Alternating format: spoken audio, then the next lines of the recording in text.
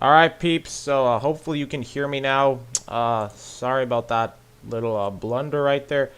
But anyways, so let's do a recap of the Bayern game. First of all, like I said before, man, give Lewandowski the Ballon d'Or already. Like I don't know what else Lewandowski has to do in order to prove that he's worthy of winning the Ballon d'Or title. Like I mean, he's doing everything right now just to be in perfect position to win the Ballon d'Or. And if he gets snubbed for the Ballon d'Or again, I'm gonna be very, very disappointed because, really, dude, like I mean, for him to be doing this good, and still in his late 30s, just goes to show you that he's not stopping anytime. So that he could be really, dude, that he could be as good as I think he could be as good as Ronaldo is, if I'm being honest here. Just because I think he has the potential to break Cristiano Ronaldo's goal scoring record, not just for Bayern, but in the Champions League if he can continue his fine performances. Because I think that Lewandowski is the best scorer in the world besides Ronaldo. Like I know I might sound dumb for saying this, but really, I mean, for just look at Lewandowski's goal scoring record and tell me that tell me what am I trying to say? Oh yeah, just look at Lewandowski's goal scoring record and tell me that he can he can be just as good as Ronaldo is. I mean seriously, just because his goal scoring record I think is the closest thing to Messi and Ronaldo that we've seen in a very long time.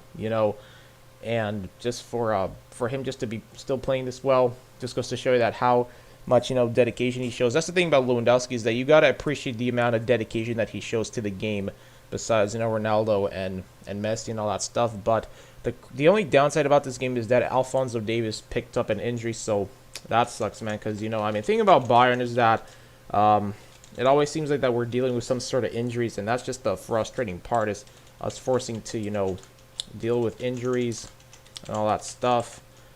But yeah, so what else can I say about this game? Leroy Sané, he had a goal today, and I think that Bayern's midfield, they played really well. And I think that Bayern just looking very hot right now. I feel like that we're the hottest team in Europe right now, just because right now we're just carrying all the momentum with us, and it's crazy, man. For us to be carrying this momentum is really just goes to show you how scary good this Bayern team can be. But hey,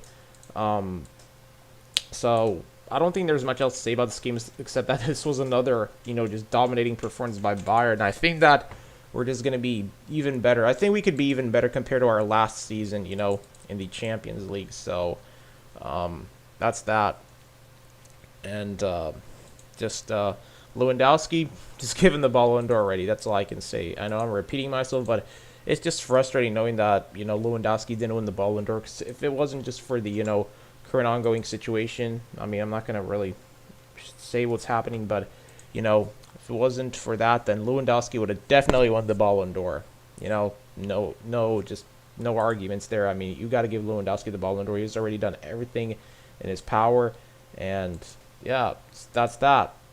But anyways, let's talk about the Ajax and the VVV Venlo game, because oh my gosh, what a crazy performance that was by Ajax. For them to just win 13-0, I think this is their highest than ever victory in the Eredivisie. So they just completely dominated their opponent today from start to finish. Like this was a big shocker, Like Ajax, they just completely went off today on their opponent. It's crazy, man, because it seems like this was another game, where they just score goals like every minute or so, like every 10 minutes. That's what it seems like in this Ajax game, is that they just scored goals every freaking 10 minutes, and they just completely freaking just absolutely demolished their opponent. That's the only thing I can say, is that you got to feel bad for Venlo though, because I mean this, not gonna lie, I think it's gonna be pretty hard for them to recover from a loss like this. To lose 13-0 like that is just absolutely just freaking mad. Like I don't think this has ever happened in the Eredivisie before. I think this is, I mean, I'm not sure because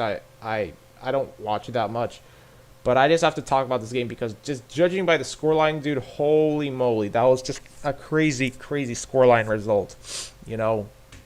I mean, seriously, let me take a look at the game. Gonna look at the scores because, I mean, this was just a crazy performance, and I think that like every player on the Ajax team just got like positive ratings out of this match, so that's that, man. Wow, 13-0 Ajax. It's crazy. It is. It just is, man. it just goes to show you, man, that Ajax, they could still be a good team. I mean, even though they're playing in the division, they could still... Okay, so I'm looking at the ratings right now. Traore got a perfect 10.0 rating. Eklenkamp got a perfect 10.0 rating. Anthony, perfect 10.0 rating. Oh, my goodness, man. So, just goes to show you that nearly every Ajax player just got a positive rating. And they had a total of 45 shots today. 45 freaking shots. That's just crazy. And during 5 minutes, they scored 4 goals. 4 freaking goals. So it almost brings, reminiscence of that Germany and the Brazil game. So, hey, if I have to put top high-scoring games, this would definitely be up there with the Germany and Brazil game. And then the Real Madrid game. I think there came a time where Real Madrid also won 10-2 like a couple years back. I mean, just wow. What a... What a crazy performance this was. Seriously, just insane performance by Ajax, man. You gotta give it up to them. And they didn't even need to counterattack in this game. That's the thing about this game, is that Ajax, from the looks of it, did not even need to freaking counter in this game. For them to still score 13 goals without having to use the counter is crazy. And they scored from, and then they had 37 open plays compared to Venlo's one. So that's a big shocker. Big freaking shocker. And just, wow, just nearly every player on the team, most of the players on the team got positive ratings from what I'm reading. So, they just, all I can say is VVV Venlo, they just looked absolutely ineffective today. They were just absolutely, it seems like that they were just, seems like that after the first goal, they just couldn't have any plan. Because clearly by the scoreline, Venlo just had zero plan on how they were going to win against Ajax. And sure enough, just look at the results. Just look at them and tell me what else you think, because, I mean, just wow. So they created a high number of chances, effective at creating goal-scoring opportunities from long shot situations, effective at creating goal-scoring opportunities from the flank, and they were effective at creating goal-scoring opportunities from set pieces, and they were strong at finishing. So basically, the way how this game looks down is that, hell, their keeper could have literally just freaking scored a 2Gs today, because that's just how bad this game freaking was today, man. That's just how freaking just crazy this game went tonight, in my opinion. But yeah, so that was a crazy win for Ajax, man. Incredible win by a man. They look like they sent a message in this game that, hey, you shouldn't count them out yet, judging by the scoreline. But wow. Anyways, so I think I rambled enough about the Ajax game. Nothing much else to say except that what a big win for them. And let's get into the El Clásico matchup today between Barcelona and Madrid, because that's what I think you people are here for, is to hear me talk about the game. So let me talk about it. So the thing about Barcelona is that I feel like that in the second part of the game, in the first part of the game, that run by Federico Valverde was just absolutely crazy. And for him just to score that goal past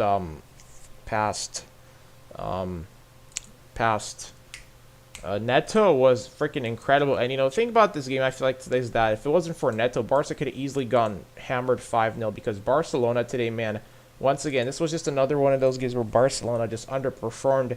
And the crazy part about the statistics part of the game is that it doesn't like Sergio Ramos, I believe, now has more goals than Griezmann. So really, I mean, the thing about Barcelona is that I don't know what's going on with Griezmann right now, man, but I really hope that Griezmann, finds his way at Barca, because I mean, really, for Griezmann to be performing at Barcelona right now was just absolutely shocking. Like, he shouldn't be underperforming like this at Barca, because I mean, Barca splashed all that money for him, and for him to not be able to effectively right now replace Suarez is just a big shocker. Because so for Barcelona, the players that got the highest ratings tonight were Ansu Fati. He had the highest rating, because Ansu Fati can't deny he had a great game today. That running and positioning by him, I think he's going to be one of the top El Clásico scorers, definitely come for many years, because Ansu Fati right now, his future at Barcelona is very bright, and I think that Ansu Fati is just making the biggest difference in the world for Barca. I mean, I think he's already played better than Messi, so Barcelona, they can safely say that they got their future replacement for Messi in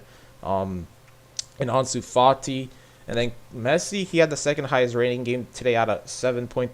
Coutinho, no, and then it was Sergio Roberto. He had a 7.14 rating. Then Coutinho had a 7.11 rating. Frankie de Jong had a 7.05 rating. So from the looks of the ratings, it looks like the Barca players, they didn't play too shabby. But the only downside I feel like about this game is that they were just absolutely wasteful on their opportunities because I watched the highlights of the game because I didn't watch the game, guys, because I was working and just the game was super early. I'm not an early person. For those of you that don't know, I don't really wake up that early in the morning to watch a game just because I'm usually a guy that wakes up at 10, maybe 11 a.m. in the morning, and then and that's when I usually watch the football games. And for Madrid, though, on the other hand, Benzema had the highest rating today. No, it was Sergio Ramos who had the highest rating at a 7.39 rating. So, Sergio Ramos, regardless of what opinion you have about him, you got to give him credit for him to be still balling in his mid to mid 30s is just absolutely crazy, So, Sergio Ramos, as long as he's there for Madrid, man, I don't think Madrid are gonna be counted out of the Champions League yet because Sergio Ramos' leadership, I think, is providing very vital for Madrid. Same with Zidane's presence there. His presence there is also very, very crucial to the team, and yeah, man. I mean, seriously, what a crazy performance today for Madrid. I probably could have woken up to watch this game. From the looks of it, looks like it was a pretty entertaining game. Courtois had a 7.02 rating, so he looks like he had a very solid game. And Barcelona, they had more assists than Madrid. They had no, Madrid had more assists than they both had 2 assists today. And so the thing about this game is that Jordi Alba, he was in the Barcelona squad, and no surprises are expected from Ronald Koeman. Though Ansu Fati and Coutinho should rotate back to the starting lineup after their defeat, and Dani Carvajal and Odriozola were out for this game, and then Mendy, he filled in at right back today for Madrid from the looks of it. And then Vinicius Jr. Oh, this was like a pregame prediction. So that was like I'm currently on the Who Scored page, and I'm reading what people have to say about this game. But Madrid today, they obviously outperformed Barca. The thing about Madrid is that they have very good counterattack ability and all that. Man, this game looks like that it could have been won at least, this game looks like it could have been won at least 5-1 by Madrid if it wasn't for Neto, because Neto, man, he was very crucial today in this game. And the thing about Neto is that regardless of what opinion you have about him, you gotta admit that that Neto, if it wasn't for him, Barca would have probably conceded more goals today, man, because their defending, I feel like, was and then there was also that part where Sergio Ramos, where there was a Sergio Ramos penalty, and from the looks of it, maybe that penalty was exaggerated because it's like just because somebody pulls back on your shirt doesn't mean you fall down to the ground, and looks like that Sergio Ramos, of course, he fell to the ground as soon as somebody pulled his shirt, literally the second, and then the ref's like, bam, penalty for Madrid, and then Madrid scored that pen, and then they just put away the game from there. Seriously, it was just freaking crazy, But of course, Madrid today, they created more chances relative to their possession. They stole the ball from the opposition. They were effective at creating goal-scoring opportunities through individual skill, effective at creating goal-scoring opportunities from through balls, and strong at finishing. So, hey, what can you say, man? Madrid, they played better than Barca. And that Barca, man, I feel like that once again, man, their defense just needs to improve because Barcelona, that's the thing about Barca is that I think their defense is going to continue to be a problem. Is that if they don't find a way, then it could be a very harsh, could be a rude awakening for Barcelona, just put it that way. Because, for them to rely on Ansu Fati to bail them out goes to show you that they're not going to win the league. Yeah, right now they're relying on a 17-year-old to win the league. That's true. It's not going to happen. Well, that makes sense because, you can't rely on one player to win the league for you. That's what it seems like Barca is doing because Griezmann, once again, nowhere to be found at all. I don't know what it is with Griezmann right now, but he's just been not the player that we thought he was going to be for Barcelona, just no other way to put this into words.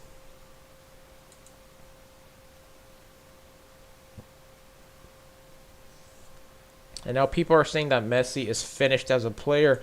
I'm not gonna count Messi out yet, but from the looks of it, it does look like that Messi's talent could be on the downside, just because I mean you have to take into consideration Messi's age. Messi's getting older, of course, and eventually, like after this year, this could be his last year at Barca. Because realistically, how long is Messi going to be able to put up with this at Barcelona? Because Barcelona, I think that Barcelona are in a phase of mildly rebuilding. I'd have to say, I don't know if that's an appropriate thing to say, but really, I mean, just Barca today, man. Just today was not their day in Madrid. Give him credit, man. Especially Luka Modric. That goal by Modric was crazy. For him just to do that crazy finishing just goes to show that Luka Modric, he's still balling at Madrid, man. And Luka Modric just continues to show why he's, you know, still one of the best midfielders in the world. So, yeah, man. What else is there to say about this game, man? Because I feel like that I covered everything about the games tonight. Bayern, once again, Lewandowski, absolute masterclass performance. Ajax, they just completely just out-freaking classed their opponent today, 13-0. And then Barca and the Real Madrid game looked like it was a heck of a game, even though it was very early in the morning. It still seemed like an entertaining game. So, if you guys got anything to say in the chat bar, please go ahead, because I'll probably end the stream in like 2 minutes, because I really don't know what else is there to say about the games tonight, you know. But I did a stream like a couple of like minutes ago before this, but the thing is, like, my mic was muted, so had to restart the stream. So yeah, but really, man, I mean, Barca, I don't know what needs to happen at Barca right now. There probably has to be a miracle or something, because really, I mean, there's no way to describe just the situation at Barca. I feel like the situation at Barca right now is just a very big mess. It is a mess, because I mean, based on the results, like Barca, they haven't produced the results that I thought they would produce, but still, it's just a big shocker. But what can you do about it, man? Hey, what's going on? How you doing? Welcome to my stream, Voz. I don't know if that's how you pronounce your name, but hope you're welcome to my stream, man. How you doing? Hope you're having a wonderful day today, you know, and all that stuff. Alright, currently we have the Manchester game going on between Chelsea, so I'll probably do a recap of that. And then we got the Liverpool game, so probably going to watch that game, then do an Insta recap of that as well, and all that stuff. But, yeah, I think I'm going to probably end the stream here in 13 seconds. So, thank you to everybody that watched my stream here. Hope you enjoyed what I had to say about the games tonight and all that. Of course, I decided to recap all the games at once, because I don't want to, like, do individual videos, just because that's just more time consuming. So I decided to, why not just recap all the games together in just, you know, one stream and all that. So anyways, like, comment, subscribe, keep up the amazing support, and y'all have a good one. Peace.